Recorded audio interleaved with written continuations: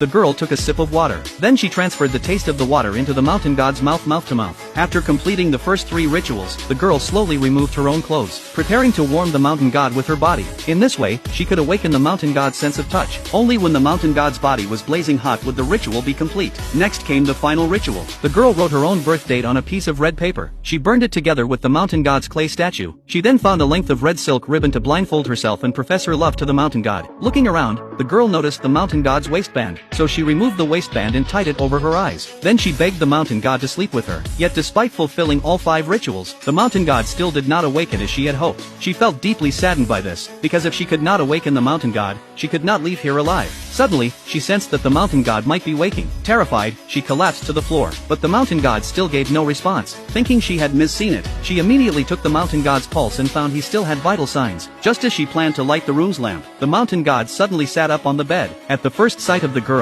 the man asked her who she was. The girl immediately knelt and introduced herself. She claimed she was the bride sent by the village chief to bear offspring for the mountain god. But the man refused to admit he was the mountain god. Moreover, he seemed to have amnesia. He only remembered that he had been chained here since birth. The girl studied the man's appearance carefully. She thought to herself that he did indeed not look like the mountain god, yet she still harbored doubts in her heart. Seeing the girl had come alone to the mountain god's temple, the man asked if she was not afraid of being eaten by monsters. The girl explained that she was the mountain god's bride. Therefore, she believed no one would dare